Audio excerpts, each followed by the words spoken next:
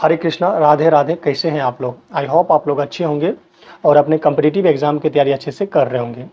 Geography revision one shot series में सबसे पहला लेक्चर मेरा अपलोड हो चुका है और आपने उसको काफ़ी प्यार दिया है और काफ़ी कमेंट और जो है लाइक किया, जिसका टॉपिक था सोलर सिस्टम एंड यूनिवर्स। उसमें जो लेटेस्ट एग्जाम कंडक्ट हो रहे हैं, जिनका exam conducting agency EGQT and TCS है, उनके लेटेस्ट PYQ मैंने अपलोड किया है उस वीडियो में और प्रैक्टिस भी करवाया और साथ साथ में ऑप्शन एलिमिनेशन टेक्निक भी बताया है। तो काफ़ी वीडियो को आपने सराहा है और साथ साथ में कुछ लोगों ने ऐसा भी बोला कि भैया जी आप जो है किसी अदर टीचर का कंटेंट जो है कॉपी करते हैं। तो मैं आपको बता दूं कि जो ये कॉपीराइट का डिस्क्लेमर यानी रूल ही है कि अगर आप किसी चीज़ को समझाने के लिए आप किसी चीज़ का इमेज का प्रयोग कर सकते हैं। तो मैंने सिर्फ भैया इमेज का ही प्रयोग किया है किसी कॉन्सेप्ट को समझाने के लिए। जैसे सोलर सिस्टम में सोलर जो सिस्टम है उनकी इमेज को कॉपी किया है। और रही बात कोई भी टीचर हो तो वो कहीं ना कहीं से तो वो चीज़ें करता ही है कॉपी, क्योंकि उसको समझाना होता है। तो इसका मतलब ये नहीं कि मैंने पूरे कंटेंट को कॉपी किया है। रही बात आपने उस लेक्चर को पूरा नहीं देखा था, जो भी आप कमेंट किए इस प्रकार का, आप उस वीडियो को देखिएगा। मैं काफ़ी मेहनत करके खुद का NCERT नोट्स बनाता हूँ और साथ साथ में कुछ डेटा इधर उधर से भी कॉपी करता हूँ, उसमें कोई शक नहीं है, ताकि मैं आपको अच्छा से अच्छा कंटेंट परोस सकूँ। क्योंकि आजकल जो एग्ज़ाम है वो लेटेस्ट एग्ज़ाम जो है उसमें डेप्थ में क्वेश्चन पूछे जाते हैं। अभी आप देख लीजिए ना, अभी मैं आपको SSC का क्वेश्चन करवाऊंगा जो इस अर्थ और लैटिट्यूड एंड लॉन्गिट्यूड से क्वेश्चन पूछे गए, तो आपको हवा भी नहीं लगेगा, आप जो रटे हैं वो यहाँ पे कुछ दिखाई नहीं दे रहा है। तो इसीलिए आपको डेप्थ में चीज़ें समझाने के लिए मैं कहीं कहीं से कुछ कॉन्टेंट कॉपी करता हूँ। यहाँ पे आप देख सकते हैं। तो कॉपी का मतलब ये नहीं है कि कुछ कुछ डेटा लेते हैं, बस उसमें इमेज हो सकता है और टेक्स्ट हो सकता है, लेकिन किसी का वीडियो कॉपी नहीं करता। तो समझाने के पर्पज से आप किसी का कॉपी कर सकते हैं। इस हिसाब से तो सारे टीचर किसी न किसी बुक स्टैंडर्ड से कॉपी करते, उसके कॉन्सेप्ट कॉपी करते थे। इसका मतलब ये थोड़े होगा मैं किसी का कॉन्सेप्ट कॉपी कर रहा हूँ। ये कोई खोज नहीं है, ये कोई मशीन मैंने खोजा नहीं या किसी का चुरा नहीं लिया। तो कंटेंट है, तो पढ़ाने के मामले में ऐसा हो सकता है। तो अगर इस तरह का आप कमेंट कर रहे हैं तो ये आपकी बेवकूफ़ी होगी, बाकी आपका मन। और खैर, मेरा जो ये पर्पस होता है ये मेरा खुद के रिवीजन के लिए, मैं क्योंकि खुद PCS की तैयारी कर रहा हूँ, तो जो भी मैं आपका जो सब्जेक्ट पढ़ रहा हूँ उस हिसाब से मैं चीज़ों को अपलोड करता हूँ, ताकि मैं आगे फ्यूचर में भी इसे रिवाइज कर सकूँ और साथ साथ में हमारे जो स्टूडेंट ऑफलाइन में हमसे जुड़े हुए हैं वो इस लेक्चर का फ़ायदा उठाएं रिवीजन के पर्पज़ से। बाकी आपको देखना है अथवा नहीं देखना, ये आपकी जानकारी है, कोई दिक्कत नहीं, आप कहीं से भी पढ़ सकते हैं। मेरा तो मेन पर्पस है बस रिवीजन करवाना और लेटेस्ट PYQ करवाना बाय यूजिंग एलिमिनेशन टेक्निक की बिना नहीं भी अगर आपके पास कोई कॉन्सेप्ट है तो भी आप किस तरह से ऑप्शन तक पहुंच सकते हैं। तो खैर, हो गई इतनी सी बारी।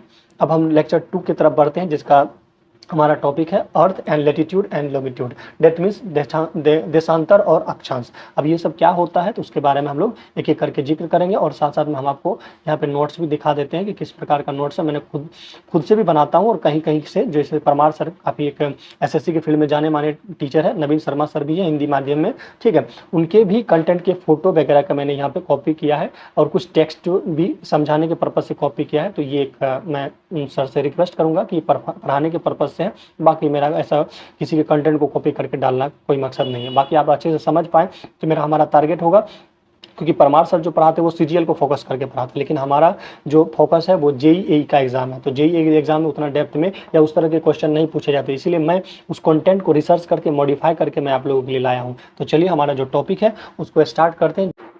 तो स्टार्ट करते हैं लेक्चर 2, जो कि टॉपिक है जिनका the earth and latitude and longitude, यानी पृथ्वी, अक्षांश और देशांतर। तो देखिए, जैसा कि हम बात करें अर्थ की, तो अर्थ का जो शेप होता है वो कैसा होता है, तो गोलाकार पूर्णतः नहीं होता है।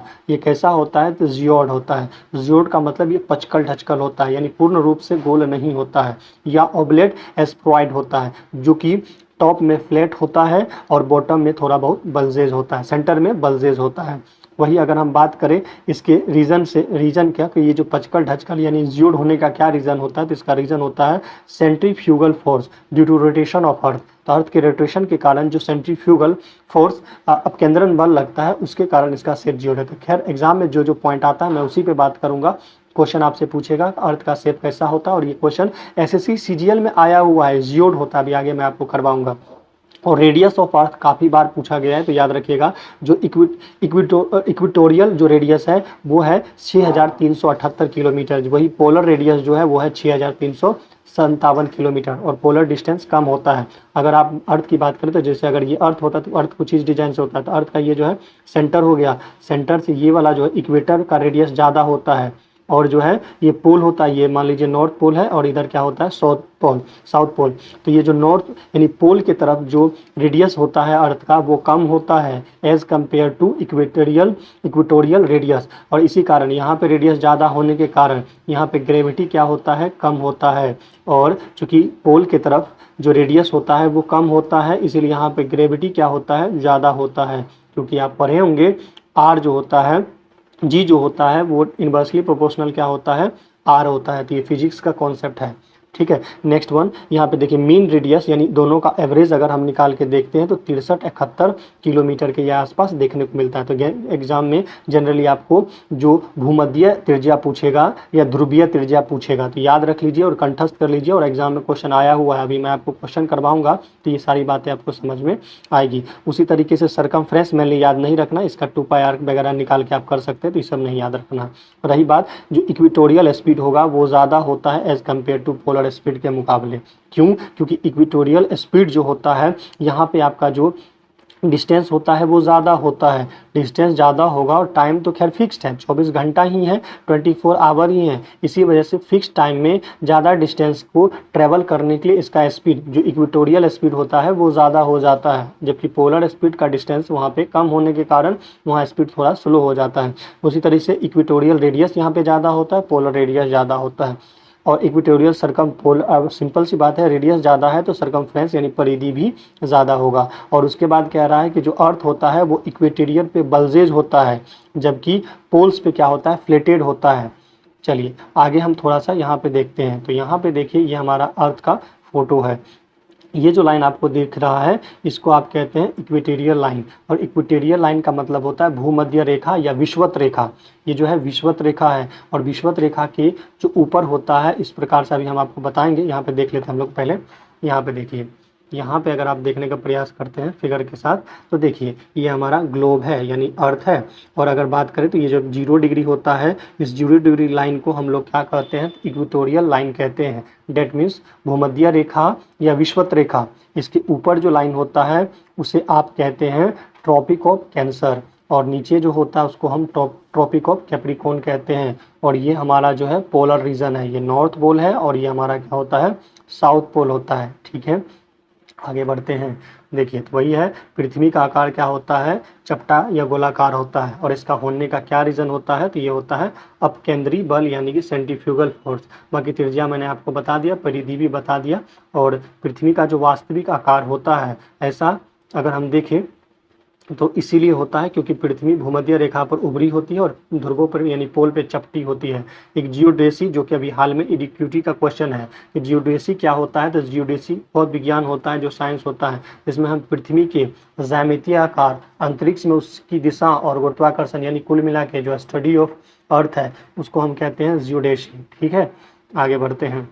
आगे अगर हम लोग बढ़ें तो यहाँ पे अगर आप देखते हैं तो rotation of earth, generally rotation of अर्थ और रिवोल्यूशन ऑफ अर्थ, तो उसके वजह से आपके जो है ज्वार भाटा हवा धारा की दिशा बदलता है, दिन रात छोटा बड़ा होता है। आइए सबसे पहले बात करें रोटेशन की। तो रोटेशन का मतलब होता है अर्थ का अपने ही एक्सिस पे घूमना। और ये जो एक्सिस है ये कोई एक्सिस लगा हुआ नहीं है, ये एक इमेजिनरी लाइन है। ध्यान रहे, जैसे आप ग्लोब में देखते हैं तो वहाँ एक्सिस लगा हुआ रहता है, धुरी लगी हुई रहती है। क्या अर्थ में भी ऐसी धुरी लगी हुई है? बिल्कुल नहीं, वो एक इमेजिनरी लाइन है। तो जो हमारा ये अर्थ का एक्सिस होता है वो इमेजिनरी लाइन होता है। और पृथ्वी अगर अपने एक्सिस पे रोटेट होता है तो उसे हम रोटेशन कहते हैं। और जब पृथ्वी सन के चारों तरफ घूमता है तो उसको रिवोल्यूशन यानी परिक्रमण कहते हैं। ठीक है, ये घूर्णन हो गया और ये हो गया परिक्रमण। और यहाँ पे देखिए तो यहाँ लिखा हुआ है कि जो हमारा अर्थ होता है वो अपने एक्सिस पे वेस्ट टू ईस्ट घूमता है यानी एंटी क्लॉकवाइज। तो याद रखिए जो ग्रह था, जो आपका 8 ग्रह था, उस 8 ग्रह में से जो वीनस होता था और जो यूरेनस होता था, जो आपका शुक्र ग्रह, सही है, शुक्र ग्रह और जो यूरेनस था उसका जो रोटेशन था वो ईस्ट से वेस्ट की तरफ था। बाकी 6 ग्रह का जो रोटेशन है वो वेस्ट से ईस्ट की तरफ है यानी कि पश्चिम से पूरब यानी एंटी क्लॉकवाइज है। तो पृथ्वी भी उसी प्रकार से घूमती है पश्चिम से पूरब की तरफ।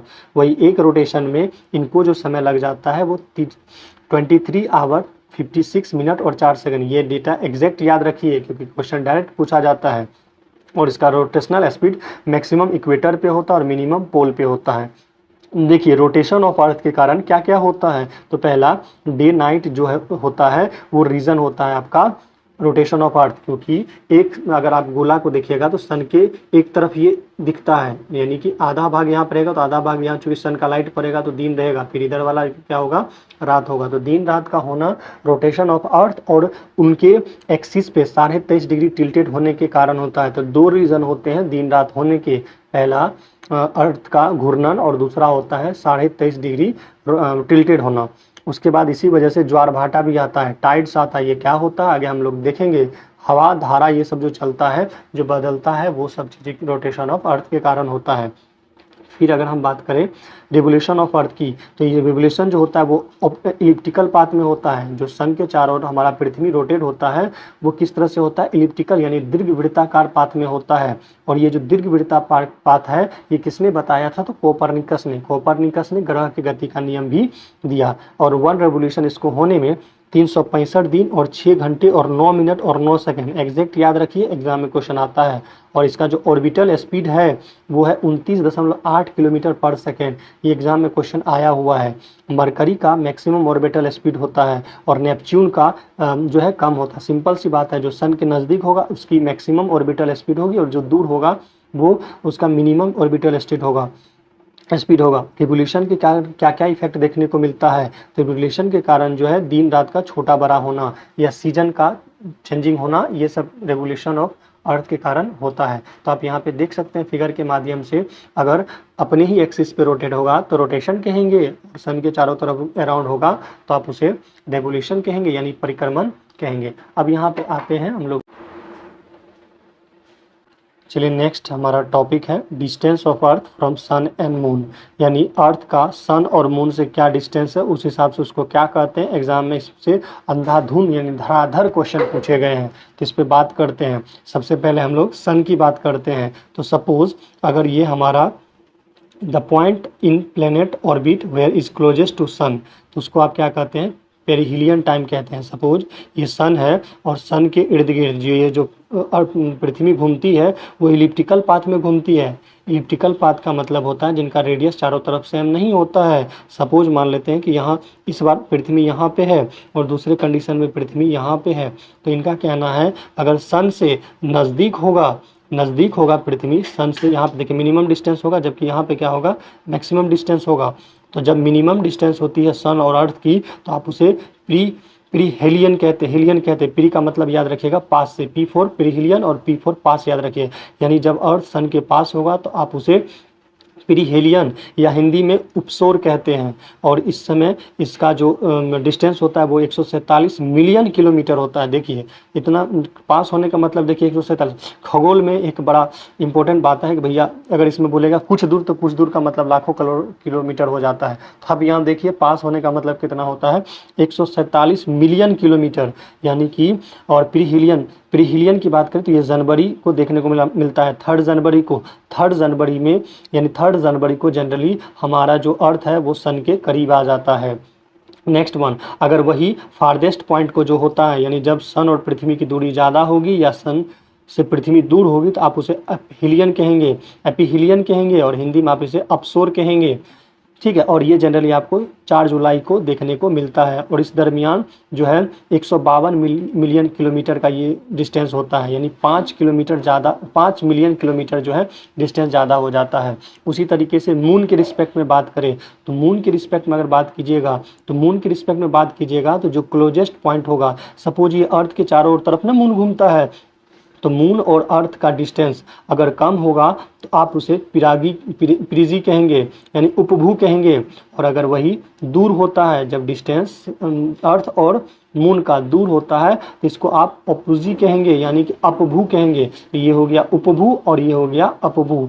तो पी से याद रखिएगा पास, P for perihelion, P for Piraji, ये दोनों का मतलब होता है पास। और जो प्रीजी देखने को मिलता है प्रीगी, तो ये जो है 3 जनवरी को देखने को मिलता है। वही जो अपोगी देखने को मिलता है ये 4 जुलाई को देखने को मिलता है। तो यहाँ पे आप देख सकते हैं। नेक्स्ट वन, जो अर्थ है, अर्थ की बात करें तो अर्थ जो है अपने एक्सिस पर 23.5 डिग्री झुका हुआ है। वही इसका ऑर्बिटल जो कक्षीय झुकाव है वो है 66.5 डिग्री। क्वेश्चन पूछता है, इस बात का ध्यान रहे। एक्सिस से एक्सिस से जो झुका है तो देखिए यहाँ पे 23.5 डिग्री है, लेकिन अगर आप ये जो है प्लेन, ये ऑर्बिटल, जैसे ये जो एक्सिस है, ये तो एक्सिस है, इस एक्सिस से ये जो झुका हुआ है 23.5 डिग्री, लेकिन यहाँ से यहाँ जो है वो 66.5 डिग्री है। तो क्वेश्चन घुमा के पूछता है, तो इस बात का ध्यान रखिएगा। आगे चलिए हम लोग बढ़ते हैं। आगे में बढ़ने से पहले देख लीजिए, टोराइड जोन होता है, टेम्परेट जोन होता है, और क्या होता है, फॉरगिड जोन होता है, फ्रीज जोन होता है, सॉरी। तो अगर बात करें अर्थ की, तो यहाँ पे अगर आप देखिएगा फोटो के साथ, तो ये देखिए, चलिए इसको समझने का प्रयास करते हैं। हीट जोन, एक्चुअली यहाँ पे सन है और अर्थ चारों तरफ रोटेट होता है और खुद भी रिवोल्व होता है और रोटेशन होता है। एक्चुअली सन की लाइट जो होती है, ये जो आपका है इक्वेटर लाइन, इक्वेटर, और ये क्या है, ट्रॉपिक ऑफ कैंसर, और नीचे है ट्रॉपिक ऑफ कैप्रिकॉर्न।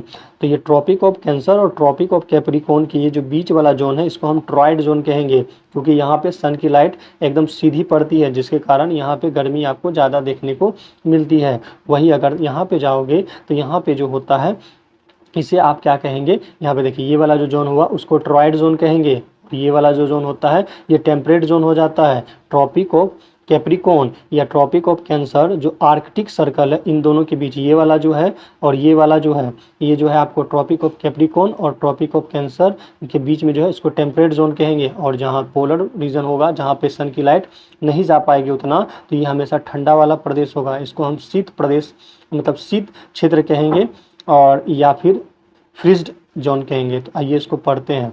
तो ये देखिए, कह रहा है टोरॉइड जोन, जहाँ पे रिसीव होता है सन ray overhead ray of sun due to which hottest zone. इसको टोरॉइड जोन को हॉटेस्ट जोन कहेंगे, क्योंकि यहाँ पे, इसीलिए आप देखेंगे हमारा जो केरला के लोग ब्लैक होते हैं, रीज़न क्या है कि वो हॉटेस्ट जोन के कंडीशन में आते हैं। It is located between tropic, तो दोनों ट्रॉपिक के खंड में ये जो जोन होता है, इसको आप कहते हैं टोरॉइड जोन। क्वेश्चन आता ही आता है।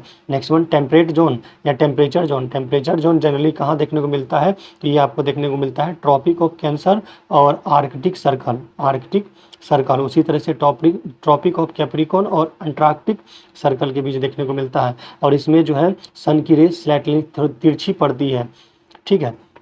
और वही तरह से फ्रिजिड जोन की बात करेंगे तो ये ठंडा रीजन है, क्योंकि यहाँ पे जो है कम लाइट जाता है। Earth which experience day light for 6 month, यहाँ पे 6 महीने रात और 6 महीने क्या होता है, दिन होता है। रीज़न क्या है, तो अर्थ का टिल्टेड होना। और लोकेटेड बिहाइंड जो है आर्कटिक है 66.5 डिग्री नॉर्थ में, और अंटार्कटिक जो है वो 66.5 डिग्री जो है साउथ में है। तो चलिए आगे हम लोग फिर फर्दर बात करते हैं। इस तरह से अब देखिएगा, तो हमारा जो इम्पोर्टेंट टॉपिक है वो हम लोग अब देखने वाले हैं। एक तो लेटीट्यूड होता है, एक लॉन्गिट्यूड होता है, तो इसको थोड़ा सा समझने का प्रयास करते हैं। तो एक लाइन में बात करें तो जो आपका लेटीट्यूड होता है या लॉन्गिट्यूड होता है, बात करें अभी हम एनसीईआरटी भी पढ़ेंगे, ठीक है, क्योंकि एनसीईआरटी से क्वेश्चन आता है। तो जो लेटी हुई लाइन होता है, लेटीट्यूड का याद रखिए, लेटी हुई लाइन, ये जो लेटी हुई लाइन होती है ये एंगल बनाती है अपने सेंटर से, तो जिसके कारण आप इसे लेटीट्यूड कहते हैं। तो ये जो हॉरिजॉन्टल लाइन है उसे आप लेटीट्यूड कहते हैं, और ये जो वर्टिकल लाइन है जो उसे आप लॉन्गिट्यूड कहते हैं, ठीक है। और ये हमारा प्राइम मेरिडियन है, और ये जो डॉटेड लाइन है ये इक्वेटर है। तो इक्वेटर लेटीट्यूड 0 डिग्री होता है, जबकि प्राइम मेरिडियन जो है 180 डिग्री होता है। काफ़ी क्वेश्चन पूछा गया है, जैसे यहाँ पे आप देखने का प्रयास कीजिए अच्छे से, ये कैसे होता है, ये एंगल कैसे बनता है। तो ये एक्चुअली सेंटर से एंगल बनाता है। तो इधर वाला आप देखते हैं लेटीट्यूड है, और इधर वाला क्या है, लॉन्गिट्यूड है। ये 90 डिग्री वाला मामला है। तो इस तरह से ऐसे जो लाइन होगा उसको लॉन्गिट्यूड कहेंगे। और ये जो पैरेलल सर्किल आपको देखने को मिल रहा है, जो कभी भी हमेशा पैरेलल होगा, एक दूसरे के नेवर इंटरसेक्ट करता है, तो इसे आप कहते हैं लॉन्गिट्यूड, लेटीट्यूड। तो आइए थोड़ा सा देखते हैं लेटीट्यूड क्या है। हिंदी में इसको आप अक्षांश कहते हैं। थोड़ा सा डिटेल में देखते हैं। तो लेटीट्यूड की बात करें तो लेटीट्यूड एक प्रकार का क्या है, इमेजिनरी हॉरिजॉन्टल लाइन है, जो कि ग्लोब पे खींची गई है ईस्ट से वेस्ट की तरफ, यानी पूर्व से पश्चिम की तरफ। और इसका एंगुलर डिस्टेंस जो होता है, ठीक है, प्लेस फ्रॉम जो है इक्वेटर से देखा जाता है। टोटल लेटीट्यूड कितने हैं, तो 180।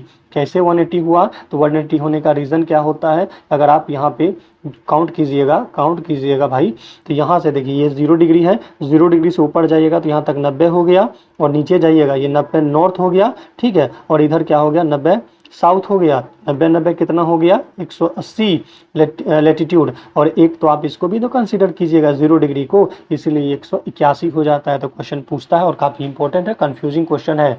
तो जो नंबर ऑफ टोटल लेटीट्यूड है वो 181 है, और जो ईच लेटीट्यूड का जो डिस्टेंस होता है वो सेम होता है, यानी एक डिग्री पर, हर एक डिग्री पर आपका कितना डिस्टेंस देखने को मिलता है, तो 111 किलोमीटर। 111 किलोमीटर, जैसे अगर 2 डिग्री लेटीट्यूड है इसका मतलब वो 222 किलोमीटर का फासला है और लेटीट्यूड हो गया। इसके बाद हम देखेंगे 0 डिग्री का जो लेटीट्यूड होता है आप उसे इक्वेटर कहते हैं, और इक्वेटर लाइन 2 इक्वल पार्ट में हमारे अर्थ को डिवाइड करता है, एक नॉर्दर्न हेमिस्फीयर, दूसरा होता है साउदर्न, दक्षिणी गोलार्ध और उत्तरी गोलार्ध। और 23.5 डिग्री जो नॉर्थ वाला लाइन होता है उसको ट्रॉपिक ऑफ कैंसर कहते हैं, और 66.5 डिग्री नॉर्थ वाला जो होता है उसको हम आर्कटिक सर्कल कहते हैं। कंठस्थ कर जाइए, क्वेश्चन आता ही आता है। और ये 23.5 डिग्री साउथ वाला जो है ट्रॉपिक ऑफ कैप्रिकॉर्न होता है, मकर रेखा जिसको कहते हैं। और ये जो होता है अंटार्कटिक सर्कल होता है 66.5 डिग्री साउथ की तरफ। दैट मीन्स आप यहाँ से इसको विजुअल करके देख सकते हैं। ये नीचे वाला जो है अंटार्कटिक है, ये आर्कटिक है, और ये जो है ट्रॉपिक ऑफ कैंसर, और इधर होता है ट्रॉपिक ऑफ कैप्रिकॉर्न। उसी तरीके से यहाँ पे कह रहा है तो all parallel line circle from the equator to poles are known as parallel of latitude. तो यहाँ से जितने भी ये पैरेलल लाइन खींचे जाते हैं, एक सेकेंड थोड़ा सा इसको हम इरेज कर देते हैं सबसे पहले, ठीक है। तो अब यहाँ पे कह रहा है कि जितने भी ये पैरेलल लाइन इस तरह से घूमता हुआ ना रहता है, कि जितने भी खींचे जाते हैं तो उसको आप क्या कहते हैं, पैरेलल्स ऑफ लैटिट्यूड, ठीक है। ये 89 लैटिट्यूड है पैरेलल्स, ठीक है। ये बात का ध्यान रखिए क्योंकि लास्ट वाला जो होगा वो पॉइंट हो जाता है। अफ्रीका महाद्वीप से कर्क, मकर और भूमध्य रेखा तीनों गुजरती है, ध्यान रहे। अफ्रीका एक ऐसा महाद्वीप है जहाँ से कर्क, मकर और भूमध्य यानी इक्वेटर लाइन और ट्रॉपिक ऑफ कैप्रिकॉर्न और ट्रॉपिक ऑफ कैंसर सारे लाइन पास होती है। तो एग्जाम में क्वेश्चन आया हुआ है। भारत का इंदिरा पॉइंट भूमध्य रेखा का नियरेस्ट पॉइंट है जो कि अंडमान निकोबार में है। आगे बढ़ते हैं। इस तरह से लॉन्गिट्यूड, अब लॉन्गिट्यूड की बात करें तो लॉन्गिट्यूड 2 देशांतर के मध्य क्षेत्र जो है गोरे कहलाते हैं, याद रखिएगा। यानी 2 लॉन्गिट्यूड के मध्य क्षेत्र को गोरे कहते हैं। क्वेश्चन आया हुआ है बीपीएससी में। लार्जेस्ट लैटिट्यूड इक्वेटर लाइन होता है, स्मॉलेस्ट पोल होगा नॉर्थ या साउथ। अब लॉन्गिट्यूड की बात करें, देशांतर, देशों का अंतर, इमेजिनरी वर्टिकल लाइन है, और ये जो है रन करता है नॉर्थ टू साउथ। कहाँ से रन करता है, तो ये जो है नॉर्थ से कहाँ आती है, साउथ की तरफ, जो कि वो कहाँ से कहाँ थी, तो ईस्ट, वेस्ट से ईस्ट की तरफ। और यहाँ पे जो डिस्टेंस होगा, distance between each longitude decrease from equator towards the pole at the pole is 0 while the maximum at the equator इतना किलोमीटर। जैसा कि आप देखे थे जो लैटिट्यूड था उसमें ऑलवेज सारा जो डेटा था डिस्टेंस सेम होता था, पैरेलल होती थी ना वो लाइन, ठीक, इक्वल डिस्टेंस होता था। लेकिन यहाँ पे क्या है कि कह रहा है कि अगर आप distance between the each longitude decrease from equator towards pole, जैसे जैसे आप इक्वेटर से पोल की तरफ जाते हैं तो वो क्या हो जाता है, घटना स्टार्ट हो जाता है। एट द पोल ये 0 हो जाता है, while the maximum at the equator, और ये मैक्सिमम कहाँ होता है, तो इक्वेटर पे होता है। टोटल लॉन्गिट्यूड कितना होता है, तो 360 डिग्री। आप यहाँ देख सकते हैं कि कितना होता है, कि ये 0 हो गया, 0 से स्टार्ट होगा कहानी और इस तरह से रोटेट होकर यहाँ पे आएगा। 360 डिग्री होता है, कितना होता है, इस तरह से जो खींचा जाएगा 360 डिग्री जो हमारा होता है लॉन्गिट्यूड होता है। और 45 डिग्री लैटिट्यूड में कितना किलोमीटर होता है, तो ये 79 किलोमीटर होता है। मैक्सिमम कितना होता है, तो 111.32 किलोमीटर मैक्सिमम जो है लॉन्गिट्यूड है। अब यहाँ पे देखेंगे तो जो प्राइम मेरिडियम है, प्राइम मेरिडियम जो होता है वो 0 लॉन्गिट्यूड होता है। आप यहाँ देख सकते हैं कि जो प्राइम मेरिडियम होता है जहाँ शुरुआत होती है तो उसको आप क्या कहते हैं, 0 डिग्री, जो कि ग्रीनविच से, लंदन की ग्रीनविच वेधशाला से गुजरती है। इंटरनेशनल डेट लाइन जो है वो कितना है, तो ये आपका है 180 degree meridian. International date line वहाँ से खींची गई है। अभी ये जो प्राइम मेरिडियन है also known as international meridian या फिर ग्रीनविच मेरिडियन भी कहते हैं। ये जो है कई देशों से गुजरता है। उन देशों का नाम इस प्रकार है, आप देख सकते हैं। या तो ट्रिक याद रखिए, BSF game in Togo kingdom, BSF game खेलती है टोगो किंगडम में। या तो ट्रिक याद रखो कि तुम बेग साफ करो, तो तुम से हो जाता है टी से क्या हो जाएगा, तो देखिए टी से क्या हो जाएगा, तो टी से हो जाता है टोगो। यू से क्या हो जाएगा, तो यूके हो जाएगा। एम से क्या हो जाएगा, तो एम से मैली हो जाएगा। और बी से क्या हो जाएगा, तो बी से हो जाएगा बुर्किना फासो। और ए से क्या हो जाएगा, ए से अल्जीरिया हो जाएगा। जी से घाना हो जाएगा। एस से स्पेन, एफ से फ्रांस। तो इन कंट्री के नाम आपको एकदम चट करके याद कर जाना है। क्वेश्चन आता है कि इनमें से किस से, जो अभी हाल में यूपीएससी में भी क्वेश्चन आया हुआ था कि इसमें से किससे जो है इंटरनेशनल मेरिडियन या ग्रीनविच मेरिडियन पास नहीं होती है। ट्रिक टू रिमेंबर, तो ये आप देख लीजिए। विश्व में दिन की शुरुआत ये न्यूजीलैंड से होती है और फर्स्ट न्यू ईयर यहीं पे मनाया जाता है। यहाँ पे आप देखिए न्यू आइसलैंड, नल आइसलैंड है जो कि अटलांटिका महासागर में आपको देखने को मिलता है। अब कह रहा है कि यूज़ ऑफ लेटीट्यूड, लेटीट्यूड की यूज़ का आप क्लाइमेटोलॉजी में करते हैं, लोकेशन ऑफ प्लेस को डिटरमाइन करने के लिए करते हैं। तो लेटीट्यूड और लॉन्गिट्यूड के आधार पे ही आप किसी भी जगह का गूगल मैप के थ्रू एग्जैक्ट लोकेशन प्राप्त कर पाते हैं कि ये जो है धरती पे किस लोकेशन पे है। आगे देखिए कॉन्सेप्ट ऑफ ग्रेट सर्कल, ठीक है। कॉन्सेप्ट ऑफ ग्रेट सर्कल की बात करें तो कॉन्सेप्ट ऑफ ग्रेट सर्कल कहता है कि एक ऐसा लार्जेस्ट पॉसिबल सर्कल जो कि ड्रॉ होगा अराउंड ए सरफेस, ये शॉर्टेस्ट रूट होता है। इसीलिए जो फ्लाइट वगैरह होता है, जैसे अगर आप बात करें तो आपको नज़र आ रहा होगा सर्कल में मामला उल्टा हो जाता है। जैसे अगर प्लेन पे हो तो मानते हैं कि भाई जो ये सीधा है और ये टेढ़ा है तो डेट मीन्स ये डिस्टेंस ज़्यादा होगा, ये क्या होगा, कम होगा, यानी यहाँ डिस्प्लेसमेंट कम होगा। लेकिन जो सर्कुलर पाथ होता है वहाँ पे सीधी दिखने वाली जो लाइन होती है वो ज़्यादा डिस्टेंस ट्रेवल मतलब ज़्यादा लंबी होती है, और ये जो होता है इसीलिए फ्लाइट जो है इस प्रकार उड़ता है, जिसके कारण शॉर्टेस्ट डिस्टेंस उनको ट्रैवल करना पड़ता है one country to another country. अब यहाँ पे देखिए तो यहाँ पे कह रहा है divides the earth in two equal parts called hemisphere, ठीक है। और ये जो है ग्रेट सर्कल जो है दो पार्ट में डिफाइन करता है। All longitude are consider great circle, only one latitude is consider is great circle. कह रहा है कि जितने लॉन्गिट्यूड होते हैं वो सारे के सारे ग्रेट सर्कल है, लेकिन सिर्फ और सिर्फ एक ही लेटीट्यूड है जिसको ग्रेट सर्कल होता है, जो कि इक्वेटर होता है, जो नॉर्दर्न और साउदर्न हेमिस्फीयर में उसको बांटता है। हेमिस्फीयर आप समझ ही रहे हैं, ठीक। इक्वेटर हो गया। अब यहाँ पे प्राइम मेरिडियन जो डिवाइड करता है ईस्टर्न और वेस्टर्न में, और जबकि जो इक्वेटर होता है वो इक्वेटर जो होता है वो नॉर्दर्न और साउदर्न हेमिस्फीयर में डिवाइड करता है। जो इक्वेटर होता है ये नॉर्थ और साउथ में करता है, जबकि प्राइम मेरिडियन जो होता है ईस्ट और वेस्टर्न हेमिस्फीयर में डिफाइन करता है। तो आप यहाँ पे देख सकते हैं ये जो है स्मॉल सर्कल है और ये है ग्रेट सर्कल। तो ये है हमारा ग्रेट सर्कल और ये है स्मॉल सर्कल, ठीक है। तो ग्रेट सर्कल जो है मैक्सिमम डिस्टेंस नहीं बल्कि मतलब कम डिस्टेंस होता है। तो ये आपका डाया है, ये रेडियस है, तो ये ग्रेट सर्कल का एग्जांपल। तो ग्रेट सर्कल जो है लेटीट्यूड में एक इक्वेटर ही ग्रेट सर्कल है। अब यहाँ पे कॉन्सेप्ट ऑफ टाइम यूजिंग जो है लॉन्गिट्यूड की बात करें तो ये क्या होता है, तो जैसा कि आपको पता है लॉन्गिट्यूड का मामला में 360 डिग्री एंगल होता है, और ये 360 डिग्री का रोटेशन कितना में होता है तो 24 घंटा में। उस हिसाब से 1 घंटा का निकालिएगा तो कितना निकलेगा 15 डिग्री, यानी 1 घंटा में कितना डिग्री ट्रेवलिंग होता है 15 डिग्री। 15 डिग्री अगर रोटेट होगा तो 1 घंटा होगा, और 1 डिग्री कितना होता है तो 4 मिनट होता है। ध्यान इस बात का ध्यान रखिए, आगे इसका काम आएगा। और जो 180 डिग्री लॉन्गिट्यूड है देशांतर है वो उसको 0 आवर कहते हैं। तो ये कह रहा है कि अगर आप ईस्ट से प्राइम मेरिडियम की तरफ जाते हैं, east away from prime meridiem, तो आपका टाइम विल क्या हो जाता है, इंक्रीज हो जाता है एवरी 15 डिग्री, ठीक है। हर घंटे 15 डिग्री ऐड होता है। वही अगर आप move to west from the prime meridian से वेस्ट की तरफ जाते हैं, पीछे की तरफ जाते हैं, तो ये डिक्रीज हो जाता है हर घंटे के लिए 15 डिग्री। तो जैसे यहाँ पे जो है अलग अलग इंटायर कंट्री को अलग अलग टाइम जोन में बांटा गया है। टोटली कितने टाइम जोन है तो 24 टाइम जोन में डिफाइन किया गया, और सबसे ज़्यादा टाइम जोन जो है वो फ्रांस के पास है, उसके बाद रसिया है, उसके बाद यूएसए है, वगैरह वगैरह इस तरह से। अगर इंटरनेशनल डेट लाइन की बात करोगे तो इंटरनेशनल डेट लाइन जो है एक जिगजैग लाइन है। जिगजैग क्यों है तो वो भी मैं आपको बताऊंगा। जिगजैग करेंगे, जिगजैग लाइन होता है, यह स्ट्रेट लाइन नहीं होता, एग्जाम में क्वेश्चन आया हुआ है। तो इंटरनेशनल डेट लाइन जो होता है वो जो है जिगजैग लाइन होता है, और जो पैसिफिक महासागर से पास होती है, जहाँ से आपका डेट चेंज देखने को मिलता है, और यही एक बेसिस माना गया था सारे कंट्री के द्वारा। तो यहाँ पे अगर आप देखिए, अगर मान लीजिए अगर आप कोई ऐसा जो है जापान से यूएसए जा रहा है, यानी कि अगर आप ईस्ट से वेस्ट की तरफ जाइएगा तो आपका डे गेन होगा, यानी कि एक दिन जो है आपका कम हो जाएगा, यानी यहाँ पे डेट लॉस हो जाता है। जैसे सपोज अगर आप जो ईस्ट की तरफ निकले थे तो यहाँ पे 3 तारीख था, यानी 3 जनवरी था, तो जब आप वेस्ट में जाइएगा यानी कि प्राइम मेरिडियन को पार करते हुए, सॉरी इंटरनेशनल डेट लाइन को पार करते हुए, तो ये 3 की जगह कितना हो जाएगा 2 हो जाएगा। यहाँ पे डेट लॉस हो जाता है, यानी एक दिन और आपको जीने का मौका मिल जाएगा, घूमने का मौका मिल जाएगा, क्योंकि यहाँ पे तो आपके लिए 3 जनवरी था, लेकिन यहाँ पे कितना होगा 2 जनवरी हो जाएगा। तो डेट यहाँ पे गेन हो जाता है, डे गेन हो जाता है, लेकिन डेट लॉस हो जाता है, क्योंकि 3 था तब 2 हो गया, तो एक की कमी हो गई, लेकिन दिन क्या हो गया आपको एक्स्ट्रा डे मिल गया।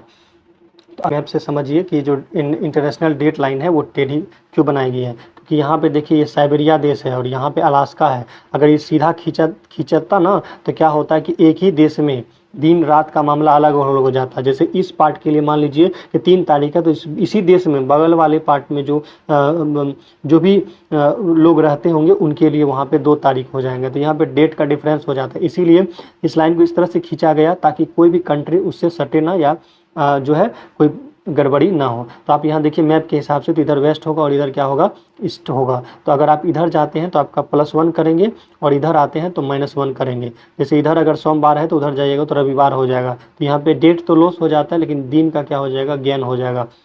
कैसे, यानी कि अगर आप इस इंटरनेशनल डेट लाइन में सपोज यहाँ पे आप 4 तारीख था और जैसे ही आप जो है साइबेरिया से अलास्का के तरफ चले जाते हैं तो वहाँ पे ये 3 तारीख होगा, यानी डेट तो लॉस हो गया बट डे का गेन हो गया। डेट लॉस हुआ, 4-3 बन गया लेकिन डे गेन हुआ क्योंकि आपको एक दिन एक्स्ट्रा मिल गया ना, क्योंकि यहाँ पे भी आप 4 तारीख को एंजॉय कर लिया, फिर से एक दिन और एक्स्ट्रा मिल जाएगा। तो ये जो हो गया, यानी आप इधर जाइएगा तो +1 कर दीजिएगा और इधर जाइएगा तो -1 कर दीजिएगा पर आवर 15 डिग्री। इसी तरह से आप देखिए ये जो कहाँ कहाँ से गुजरती है, तो हवाई द्वीप है, समोआ है, फिजी द्वीप समूह है, न्यूजीलैंड है, वगैरह वगैरह। इस तरह से और भी चीज़ें यहाँ पे इस तरह से अगर आप देखिएगा एनसीईआरटी का ये लाइन है, कह रहा है कि अगर भारत में देखोगे तो भारत में गुजरात का द्वारिका देख लो और असम के डिब्रूगढ़ के स्थानीय समय में लगभग 1 घंटा 45 मिनट का अंतर है। और यह आवश्यक है कि देश के मध्य भाग के होकर गुजरने वाली किसी जो प्राइम मेरिडियन लाइन है उसका मानक एक जगह हो, एक सेट किया गया। इसीलिए यहाँ पे भारत का जो IST यानी इंडियन जो स्टैंडर्ड टाइम है वो IST वो माना गया है, जो कि होता है 82.5 डिग्री पूरब। तो 82.5 डिग्री पूरब जो है इसका प्राइम मेरिडियन से है। इसीलिए अगर मान लीजिए कि इंडिया और इंग्लैंड का अगर मैच हो रहा है तो सपोज ये क्रिकेट मैच जो है लंदन में 2 बजे हो रहा है, जिसका मतलब है कि उसका प्रसारण हम लोग कितने बजे देखेंगे, तो 7:30 बजे देखेंगे। ठीक है, ये हो गया। तो ये एनसीईआरटी का डेटा था, मैंने इसको भी यहाँ पे कंक्लूड किया। बाकी ये भी एनसीईआरटी का जो है पेज है, आप इसे देख सकते हैं। तो चलिए आई थिंक आप यहाँ तक समझ गए हैं। ठीक है, आगे बढ़ते हैं। तो आगे हम लोग बात करते हैं पृथ्वी की गतियाँ। तो पृथ्वी की गतियाँ तो देख ही लिए थे कि यहाँ पे जो है रोटेशन हो गया, रिवोल्यूशन हो जाता है। तो यहाँ पे आप देखिए, अब हम लोग इक्विनॉक्स के बारे में जानेंगे, ये सब क्या होता है। तो देखिए ये सब लाइन देख लीजिएगा, ऑलरेडी मैंने पढ़ा दिया है। ठीक है, चलिए अब हम लोग देखेंगे समर सोलिस्टिक और ये सारी चीज़ें। तो ये फोटो में आप देखिएगा, सबसे पहले देखिए ये सन है और सन के चारों ओर जो है ये है आपका अर्थ रिवोल्यूट करता है 365 दिन में। डिपेंड करता है कि कुछ 6 जो है घंटे को नहीं जोड़ा जाता है, एवरेज हम ले रहे हैं 6 घंटे को जोड़ेंगे तो ये लीप ईयर में आ जाता है। तब ये सन के चारों तरफ, और ये जो है इसका जो है 23.5 डिग्री झुका हुआ है, जिसके कारण एक पार्ट पे ही यहाँ पे क्या होगा, लाइट होगी, बाकी लाइट यहाँ इधर क्या होगा, अंधेरा होगा। जब इधर दिन होगा तो इधर रात होगा। ठीक है, इस बात का भी ध्यान रहे। और ये साथ साथ में ये अपने एक्सिस पे रोटेट हो रहा है, तो यहाँ 24 घंटा का टाइम लगता है और इसको रिवोल्व होने में यानी परिक्रमण करने में 365 के आसपास का टाइम लगता है। तो यहाँ पे देखिए, यहाँ पे जब सनलाइट पड़ेगी तो यहाँ दिन होगा और बाद में इधर रात है, फिर ये दिन हो जाएगा और फिर रात हो जाएगा। तब इनका कहना है भैया काफ़ी इंपॉर्टेंट क्वेश्चन है और एग्जाम में आता ही आता है। तो ये वाला जो आपको दिख रहा है इसको आप समर सोलिस्टिक कहते हैं और ये आपको 21 जून को देखने को मिलता है। इसीलिए जो है हम लोग योगा दिवस मनाते हैं, क्योंकि समर सोलिस्टिक के दिन यहाँ पे सन की किरण सीधी पड़ती है और दिन यहाँ पे क्या होता है, बड़ा होता है। इसीलिए योगा दिवस जो है 21 जून को मनाया जाता है। ये हो गया समर सोलिस्टिक। और यहाँ पे है विंटर सोलिस्टिक। और उसी तरीके से ये जो सोलिस्टिक क्या होता है वो अभी हम लोग जानेंगे। और ये इक्विनॉक्स है। इक्विनॉक्स में क्या होता है पहले तो समझ लीजिए। इक्विनॉक्स में दिन और रात बराबर होता है। तो ये है आपका स्प्रिंग इक्विनॉक्स जो कि 21 मार्च को होता है। और ये जो है आपका ये है ऑटम इक्विनॉक्स जो कि 23 सितंबर को होता है। ठीक है, क्योंकि यहाँ पे जो है किरण सेमी पर जो सन की लाइट होती है वो पूरी पड़ती है, जिसके कारण यहाँ पे जो है दिन और रात बराबर होती है। तो इक्विनॉक्स का मतलब है इक्वल, इक्विनॉक्स मतलब इक्वल। तो इक्वल से याद रखिएगा, इक्वी मतलब इक्वल। तो यानी कि यहाँ पे दिन और रात क्या होता है, बराबर होता है। तो जो स्प्रिंग होता है वो 21 मार्च को होता है और जो ऑटम होता है वो 23 सितंबर को होता है। जबकि समर सोलिस्टिक या विंटर सोलिस्टिक में, जो समर सोलिस्टिक होता है वहाँ पे दिन बड़ा होता है लेकिन रात छोटी हो जाती है। वही विंटर में दिन छोटा होता है और रात लंबी हो जाती है। तो चलिए इसको हम लोग अब डिटेल में समझने का प्रयास करते हैं। तो देखिए ये सोलिस्टिक है। तो सोलिस्टिक कह रहा है कि जो है एक एस्ट्रोनॉमिकल इवेंट होता है जो अकर होता है ट्वाइस ईयर। यानी कि सोलिस्टिक कितने बार होता है, तो बताइए। ये जो है 2 बार होता है, क्योंकि सन से इसको 2 बार इस तरह से रोटेट होते हुए गुजरना पड़ता है। एक समर सोलिस्टिक होता है, एक विंटर सोलिस्टिक होता है। तो समर सोलिस्टिक को आप लोग कर्क संक्रांति के नाम से जानते हैं और विंटर को मकर संक्रांति के नाम से हम लोग जानते हैं। तो यहाँ पे 21 जून को होता है और योगा दिवस यही मनाया जाता है। और जो हम लोग फिर यहाँ पे देखते हैं और ये जो हमारा मकर संक्रांति हो गया ये 22 दिसंबर को मनाया जाता है। ये लॉन्गेस्ट डे यहाँ पे होता है और जो है नॉर्दर्न हेमिस्फीयर में यहाँ जो है दिन लंबा हो जाता है और डे जो है छोटा हो जाता सॉरी दिन लंबा हो जाता है और रात जो है छोटा हो जाता है, जैसे भारत में देखने को मिलेगा। वहीं पे विंटर सोल्स्टिस में शॉर्टेस्ट डे होता है, लॉन्गेस्ट नाइट होता है। कहाँ पे? तो नॉर्दर्न हेमिस्फीयर में। तो यही मेनली याद रखिएगा कब होता है। ये ट्रॉपिक ऑफ कैंसर, क्योंकि यहाँ पे वर्टिकल रे ऑफ सन आर डायरेक्टली कहाँ पर आता है? तो ट्रॉपिक ऑफ कैंसर पे जाती है। यहाँ पे कहाँ जाती है? तो ट्रॉपिक ऑफ कैप्रिकॉर्न पे जाती है। यहाँ पे ज़्यादा हीट देखने को मिलता है और यहाँ पे कम हीट देखने को मिलता है। वही अगर बात करें तो पोल की, तो पोल में जो है 6 महीना दिन रात का मामला होता है। उसी तरीके से इक्विनॉक्स कहेंगे, जिसको आप आई थिंक हिंदी में विषुव कहते हैं। तो इक्विनॉक्स का मतलब इक्वल हो गया, जहाँ पे दिन और रात क्या होगा? अप्रोक्सीमेटली इक्वल लेंथ का होता है। अब इसी पे वर्नल या स्प्रिंग इक्विनॉक्स होता है, जिसको वसंत मौसम कहते हैं। 21 मार्च, बस डेट याद रखिएगा, 21 मार्च को स्प्रिंग इक्विनॉक्स होता है। वही पतझड़ मौसम के कंडीशन को आप फॉल इक्विनॉक्स कहते हैं और ये 23 सितंबर को होता है।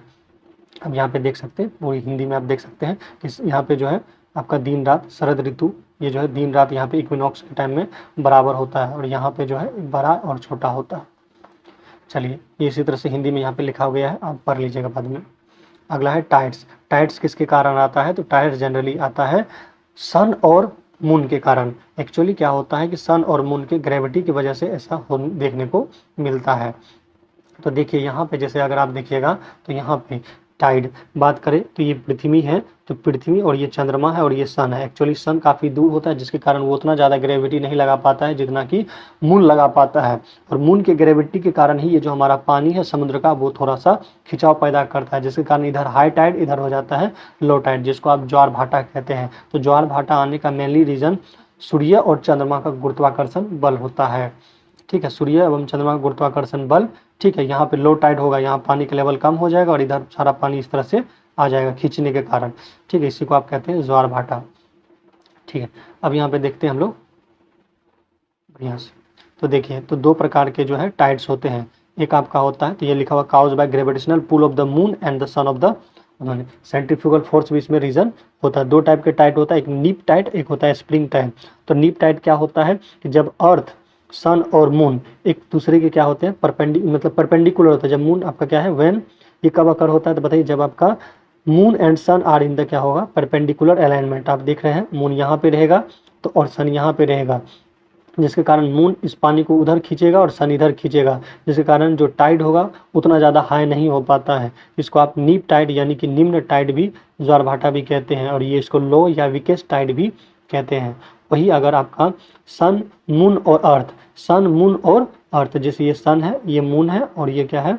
अर्थ है। तो सन, मून और अर्थ जो होगा, अगर आपका अलाइन होगा, जो हॉरिजॉन्टली स्ट्रेट लाइन में अलाइन होगा, तो आप उसे स्प्रिंग टाइड कहेंगे। इसे आप स्ट्रॉन्ग टाइड भी कहते हैं और ये जनरली अमावस्या पूर्णिमा को देखने को मिलता है। जैसे बे ऑफ फंडी जो कि कनाडा में है और गल्फ ऑफ खम्पात जो कि इंडिया में है, तो यहाँ पे आपको जनरली स्प्रिंग टाइड देखने को मिलता है। इसीलिए यहाँ पे जो है टाइडल पावर प्लांट लगाने की ज़रूरत है और वहाँ से बिजली बनाने की ज़रूरत है। तो अगर आप एक इलेक्ट्रिकल इंजीनियर होंगे तो आप ये चीज़ को समझते होंगे। टाइडल पावर प्लांट से आजकल इलेक्ट्रिकल इंजीनियर में क्वेश्चन भी पूछे जाते हैं। तो यहाँ पे आप देख सकते हैं ये स्प्रिंग टाइड है, जहाँ पे आपके सन, मून और जो है अर्थ एक ही लाइन में अलाइन होंगे। ठीक है, और ये वाला जो मामला है, ये देखिए 90 डिग्री का मामला है, तो इसे आप निम्न टाइड कहेंगे। ठीक है, यहाँ पे लंबवत है। वही अगर आप यहाँ पे बात करेंगे तो यहाँ पे क्या है? तो यहाँ पे जो आपका है ये होता है। चलिए, अब इसी वजह से यहाँ पे आप देख सकते हैं कि जो कच्छ की खाड़ी है, यहाँ पे कच्छ की खाड़ी या ओखा तट, यहाँ पे भारत का सबसे ऊंचा ज्वार आता है जो कि 2.7 मीटर का होता है। तो क्वेश्चन ये आया हुआ है। खम्पात की खाड़ी है, खम्पात की खाड़ी भी गुजरात में देखने को मिलता है। ठीक है, कुछ जगह महाराष्ट्र और पाकिस्तान और राजस्थान में भी देखने को मिलता है। इसी तरीके से अगर वर्ल्ड में देखोगे तो फंडी की खाड़ी है ये। ठीक है, फंडी की खाड़ी में विश्व का सबसे ऊंचा जो ज्वार है, टाइड यहीं पे देखने को मिलता है, जो कि 16 से 18 मीटर का क्वेश्चन आया हुआ है। तो कनाडा के जो नोवा सोकिया में स्थित फंडी की खाड़ी में सबसे ज़्यादा बड़ा टाइड आता है, जिसको स्प्रिंग टाइड कहेंगे। इस तरह से आप इंग्लैंड में भी देख सकते हैं। ये जो इंग्लैंड का इचेन नदी है, साउथ थैम्पटन, यहाँ पे दिन में 4 बार ज्वार एवं भाटा आते हैं, जो कि विश्व की अनोखी घटना है। तो जो साउथ थैम्पटन थैम्पटन जो है इंग्लैंड में, ये नीचे नदी के बगल में है, हम देख सकते हैं। तो यहाँ पे आपको दिन में कितना बार होता है, 4 बार ज्वार भाटा आता है। यहाँ पर और भी चीज़ें देख सकते हैं, फ्लड टाइड और इब टाइड। तो फ्लड टाइड क्या होता है, the change from low to high, अगर लो से हाई की तरफ जाता है तो उसको आप कहते हैं फ्लड टाइड, यानी बाढ़ जैसा टाइड आ गया है। और जब ये हाई से लो की तरफ जाता है तो इसको इब टाइड कहते हैं। तो इब टाइड का मतलब होता है कि कम, जैसे यहाँ पे ज़्यादा हो गया तो आप पानी नीचे की तरफ आएगा तो उसे इब कहेंगे, और जब लो से हाई की तरफ चला जाता है तो उसको हम फ्लड टाइड कहते हैं। आगे नया टॉपिक जो है उसको देखते हैं हम लोग। अब सोलर इलिप्स पते हैं कि जब आपका जो सोलर इलिप्स क्या होता है, तो जब अगर ये हमारा सन है और ये हमारा अर्थ है और ये क्या है, मून है, तो कह रहा है कि occur when moon passes between the earth, तो जब मून कहाँ आ जाता है तो सन और अर्थ के बीच में आ जाता है तो सन छिप जाता है, इसी को आप सूर्य ग्रहण या सोलर इलिप्स कहते हैं। वही लूनर इलिप्स क्या होता है, तो जब अर्थ कहाँ आ जाता है बताइए, बीच आ जाता है सन और मून में, तो यहाँ पे आपका हो जाता है लूनर इलिप्स। और इस कंडीशन में ये जो है this can only happen during the full moon, जिसको पूर्णिमा कहते हैं। तो यहाँ फिगर के साथ देख सकते हैं ये सोलर इलिप्स है।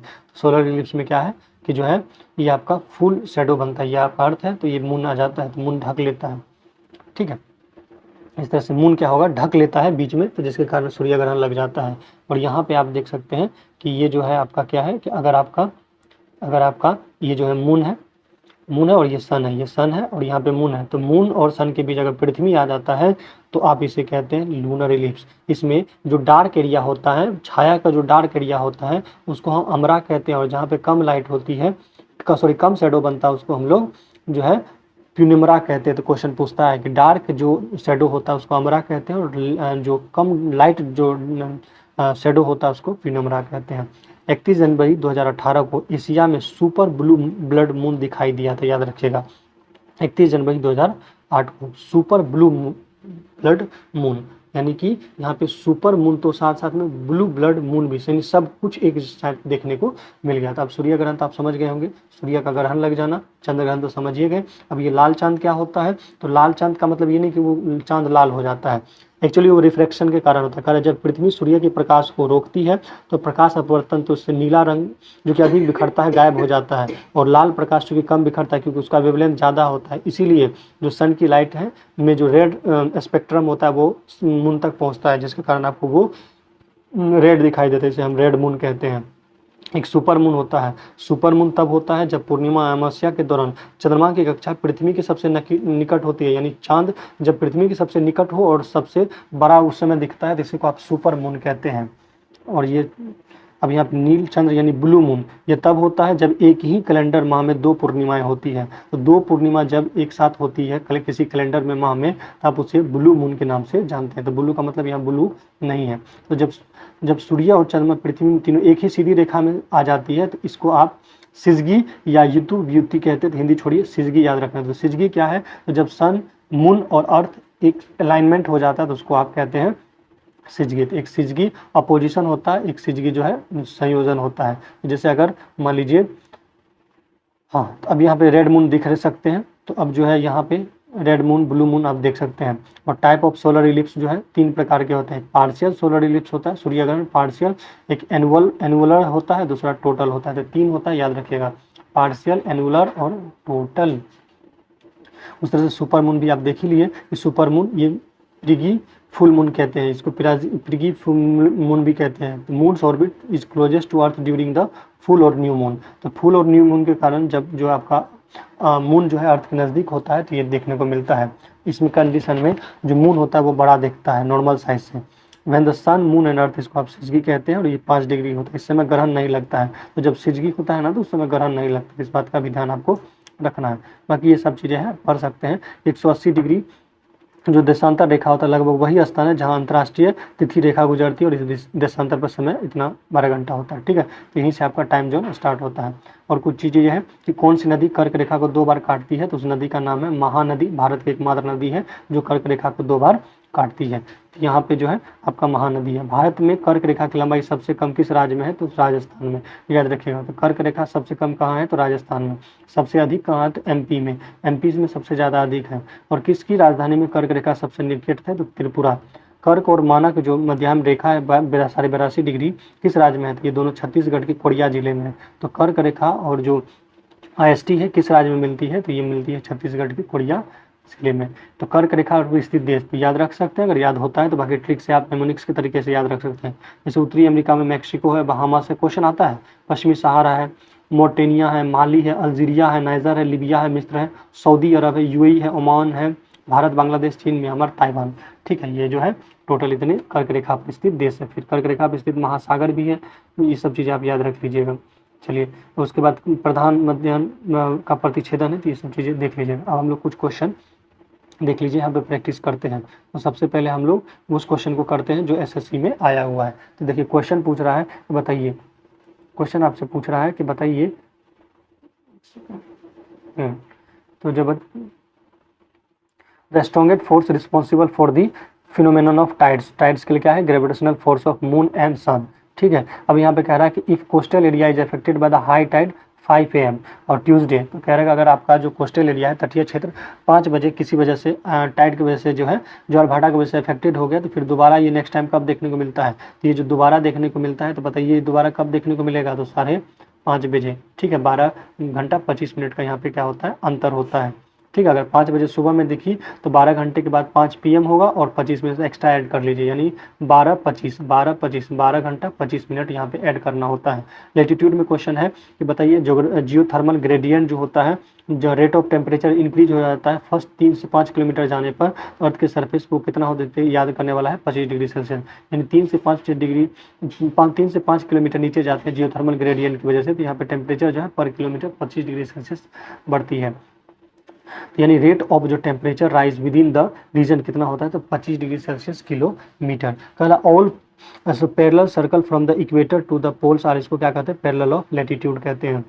ठीक है, इस तरह से और भी देख सकते हैं। अब कुछ क्वेश्चन है अर्थ से रिलेटेड। कह रहा है कि जो ऐसा साइंटिस्ट बताइए जो नेबुलर हाइपोथेसिस को आगे बढ़ाने का काम किया, मॉडिफाइड किया, तो वो था इमोल कांट ने नेबुला थ्योरी दिया और उसको आगे बढ़ाने का काम जो है लप्लास ने किया था। उसके बाद यहाँ पे लॉन्गिट्यूड है कि द मेरिडियन डेट रफली follow a degree longitude date passes through the mid Pacific महासागर, तो इसको आप क्या कहते हैं? इंटरनेशनल डेट लाइन, और ये कितना होता है?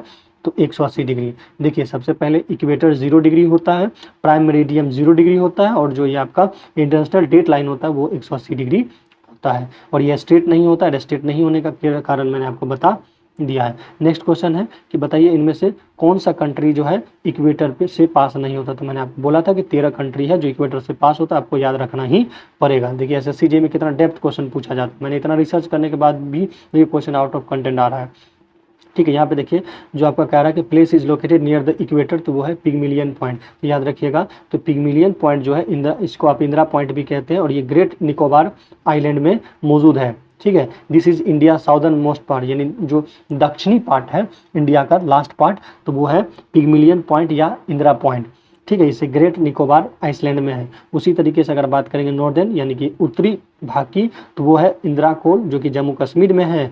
वही अगर हम पश्चिमी भाग की बात करेंगे तो किबुथु है जो कि अरुणाचल प्रदेश में है, और जो है सॉरी ये पूर्वी भाग है किबुथु अरुणाचल प्रदेश में, और पश्चिमी भाग जो है वो है गुहार मोती में। ठीक है, तो गुहार मोती पश्चिमी भाग हुआ, और पूर्वी भाग किबुथु अरुणाचल प्रदेश हुआ, और उत्तरी भाग जम्मू कश्मीर में इंदिरा कोल हुआ, और जो आपका ये जो दक्षिणी भाग है वो है इंदिरा पॉइंट, जिसको पिग्मिलियन पॉइंट भी कहते हैं, ग्रेट निकोबार। आगे हम लोग देखते हैं, तो ये क्वेश्चन है कि which of the describe the angular distance of the place north to south, इसको आप लैटिट्यूड कहते हैं। तो मैग्नेटिक मेरिडियन क्या होता है? तो plane passing through the magnetic north and magnetic south. Next video में मैं आपको ऑप्शन एलिमिनेशन टेक्निक भी सिखाऊंगा। बाकी इक्विनॉक्स आपको पता है 21 मार्च और 23 सितंबर को होती है। इक्विनॉक्स अकर जो होता है व्हेन सन जब वर्टिकली क्या होता है? अबव होता है, इक्वेटर पे दिन रात समान होता है। इक्विनॉक्स डे होता है तो दिन रात क्या होता है? इक्वल होता है। और भी क्वेश्चन कर सकते हैं यहाँ पे। Correct which of the following through the tropic of cancer and equator, तो वो अफ्रीका, तभी क्वेश्चन बोले थे ना कि ये क्वेश्चन आएगा। तो क्वेश्चन है कि अफ्रीका जो है एक ऐसा महादेश है जो ट्रॉपिक ऑफ कैंसर, कर्क रेखा, मकर रेखा और विषुवत रेखा तीनों से पास होती है। क्वेश्चन को रहा है कि बताइए इनमें से कौन ट्रॉपिक ऑफ कैंसर से पास होती है? तो ब्राजील, ऑस्ट्रेलिया, चिली सब होता है। अगला देखते हैं, correct the tropic of passes almost the cancer half way of through India, the tropic of cancer does not passes through the which of the following Indian state, तो आंध्र प्रदेश से ये पास नहीं होता है। डे नाइट का मामला आप यहाँ देख सकते हैं। शॉर्टेस्ट दिन कब होगा? तो 22 दिसंबर को होगा। लॉन्गेस्ट डे कब होगा नॉर्दर्न हेमिस्फीयर में? तो 21 जून को होगा। टाइड किसकी वजह से आता है, तो मून और सन के ग्रेविटेशनल पुल की वजह से। Next question is due to attraction of sun and moon, तो व्हाट द फ्रीक्वेंसी ऑफ, तो कितने बार टाइड आता है, तो 2 बार आता है, ठीक है। और बात करेंगे तो इंग्लैंड में तो 4 बार आता है दिन में, तो वो एक अनोखी घटना है। तो day interval between spring tide and neap, इसको आप कहते हैं 7 होता है। तो ये देख लीजिए महत्वपूर्ण क्वेश्चन है कि जो आपका स्प्रिंग टाइड होता है, तो स्प्रिंग टाइड में मैंने आपको बताया तो स्ट्रेट लाइन में होता है मून सन और अर्थ, तो इसको स्प्रिंग टाइड कहते हैं या हाई टाइड भी कहते हैं। ये जनरली मंथ में 2 बार होता है, और इसका रीजन में कब होता है, तो फुल मून के पीरियड में होता है, या न्यू मून के पीरियड। फुल मून के पीरियड टाइम में, एक मून न्यू मून के पीरियड के टाइम, पूर्णिमा और अमावस्या में ये 2 बार होता है स्प्रिंग टाइड। जबकि नीप टाइड की बात करें तो नीप टाइड 7 डे के इंटरवल में होता है, 7 day interval between the spring tide and the neap tide. The spring tide और नीप टाइड जो होता है उसके बीच 7 दिन का अंतर होता है। एट दिस टाइम यहाँ पे राइट एंगल में होता है। आगे क्वेश्चन देखते हैं हम लोग। क्वेश्चन है हमारा, ये हो गया which country has the 40% area below sea level during high tide. तो हाई टाइड में नीदरलैंड जो है 40% एरिया जो है आपका हाई टाइड में, जिसके कारण यहाँ पे फ्लड और भी चीज़ें पोलर वगैरह सब देखने को मिलता है, ठीक है। और अब क्वेश्चन हम लोग करते हैं जो थोड़ा हाई लेवल का क्वेश्चन है, जो डिफेंस में, CDS में, NDA में और UPSC में पूछे गए हैं, क्योंकि आजकल जो है EDQT काफ़ी क्वेश्चन इस प्रकार का दे रहा है, ठीक है। अब यहाँ पे क्वेश्चन है, नीचे से ही देखते पहले, अगर यदि कोई व्यक्ति पृथ्वी को उत्तर ध्रुव के ऊपर में देखे तो वह दिखेगा कि पृथ्वी घूमती है कैसा, तो एंटी क्लॉकवाइज ही घूमेगा ना, ठीक है। एंटी क्लॉकवाइज यानी कि पश्चिम से पूरब की ओर। अभी देखिए क्वेश्चन है, न्यूमेरिकल क्वेश्चन है, मैं देखा जाए तो, ठीक है। क्वेश्चन पूछा जा रहा है कि आपसे अगर 10 बज रहा है सुबह का ग्रीनविच मीन टाइम में, GMT में, जिसको प्राइम मेरिडियन टाइम भी कहते हैं, तो what will the time 90 degree east की तरफ। तो आप यहाँ देखिए ईस्ट इधर होगा और वेस्ट इधर होगा, तो ईस्ट की तरफ जाइएगा तो क्या कीजिएगा, तो देखिए 90 डिग्री है, तो 90 डिग्री में कितना घंटा हो गया, तो 4 घंटा, क्योंकि 1 घंटा 15 डिग्री होता है, तो 15 डिग्री हो गया। 90 बोल रहा है, 90 डिग्री ईस्ट की तरफ, तो यानी 4 घंटा हुआ, 4 घंटा हुआ, तो यानी 5:10 बज रहा था जो है यहाँ पे 90 डिग्री क्या है ईस्ट की तरफ, तो यानी 1 घंटा में 15 डिग्री होता है, तो 15 छः 90, 6 घंटा हो गया, सॉरी। तो इसका मतलब है कि ये जो है आगे आगे में जोड़ते हैं टाइम को, तो डेट मीन्स ये जो है आपका कितना बज रहा होगा, तो 4 PM हो रहा होगा, 6 घंटा जोड़िएगा तो। और उसी तरह से यहाँ पे एक और क्वेश्चन है कि भैया बताइए कि अगर नई दिल्ली में दोपहर के 12 बजे हैं तो लंदन या UK में क्या समय होगा। तो सिंपल सी बात है कि जो लंदन और UK का मामला होगा तो हम लोगों का और उसका जो होता है 22.5 डिग्री का, सॉरी 82.5 डिग्री का अंतर होता है, जिसके कारण जो हमारा टाइम होता है वो 5.5 घंटा आगे पीछे होता है। तो इसीलिए क्वेश्चन देखिए, वो NCERT का पूरा लाइन यहाँ पे उठा के डाल दिया है, जो वो मैच देख रहा था, मैच कब देखेगा, तो बताओ अगर नई दिल्ली में 12 बज रहा है तो उस हिसाब से घटा दीजिए, ठीक है, 5.5 घंटा, तो उस हिसाब से आपका हो जाएगा। अगला क्वेश्चन है, देखिए ये थोड़ा वही क्वेश्चन है कि भाई बताइए कि यदि न्यूजीलैंड में 31 दिसंबर 2023 को उसी समय हवाई द्वीप और अलास्का में कौन सा तारीख होगा, तो दोनों की तारीख 30 दिसंबर इतना ही होगी, ठीक है, क्योंकि ये सब एक ही जो आपका इंटरनेशनल डेट लाइन है उधर बटा हुआ है। अब यहाँ पे जो है क्वेश्चन कह रहा है कि सन और earth moon in suitable in spring tide. तो जब सन और मून और अर्थ जो है स्ट्रेट लाइन में आ जाता है तो उसको हम सिजगी कहते हैं, और इस कंडीशन में स्प्रिंग टाइड देखने को मिलता है, ठीक है। अगर मान लीजिए मून पीछे है तो उसको हम सिजगी अपोजिशन कहेंगे, और तीनों जैसे यहाँ पे सन है और यहाँ पे जो है मून है और यहाँ पे अर्थ है, तब इसे आप सिजगी कंजक्शन कहेंगे। तो ये दोनों डेटा क्या है, सही है, ये क्वाड्रेचर नहीं होता है, ठीक है। और भी यहाँ पे क्वेश्चन है, आप लोग प्रैक्टिस कर लीजिएगा, ठीक है। अब देखिए यहाँ पे और सारा क्वेश्चन यहाँ पे मैंने मेंशन कर दिया है, तो ये सारे क्वेश्चन को आराम से लगा लीजिएगा। नेक्स्ट वीडियो जो होगी वो अदर टॉपिक पे होगी, जो कि टेक्निकल का वीडियो होगा, मैथ्स और रीजनिंग के लिए भी मैं वीडियो लेके आऊँगा। तभी धीरे धीरे हम लोग जो है SSC और रेलवे का टारगेट कर रहे हैं, तो और ये जो है एग्जाम ऑथेंटिक कंटेंट में लेके आ रहा हूँ। इतना भी अगर आप कर लेते हैं तो गारंटी दे रहा हूँ आपको इधर उधर भटकने की जरूरत नहीं है। आप इस PDF को पढ़ लीजिए, जो कि मैं व्हाट्सएप और टेलीग्राम ग्रुप के माध्यम से शेयर करता हूँ, तो आप इसे नीचे लिंक में जो है व्हाट्सएप और टेलीग्राम का ज्वाइनिंग लिंक होगा, आप उससे ज्वाइन कर लीजिएगा, ये PDF वहाँ पे आपको मिल जाएगा। बाकी अगर आप हमारे पेड कोर्स में इनरोल करना चाहते हैं, जिसमें मैं आपको JEE या अदर एग्जाम की तैयारी के लिए जो भी कंटेंट चाहिए होता है वो सारी चीज़ें प्रोवाइड करता हूँ एज़ पर योर रिक्वायरमेंट, तो उस हिसाब से आपका एग्ज़ाम जो है इजीली क्रैक होता है। साथ साथ मैं आपको स्टडी प्लान भी डेली का देता हूँ। तो चलिए, बाकी और भी क्वेश्चन है जो आपको जब PDF मिलेगा तो आप वहाँ से गाइस प्रैक्टिस कर लीजिएगा। बाकी अगर आपको वीडियो अच्छा लगे तो वीडियो को लाइक ज़रूर करें और अपने फ्रेंड सर्कल में शेयर करें, या किसी तरह का फीडबैक हो, इम्प्रूव करने की ज़रूरत हो तो आप ज़रूर बताएं। धन्यवाद।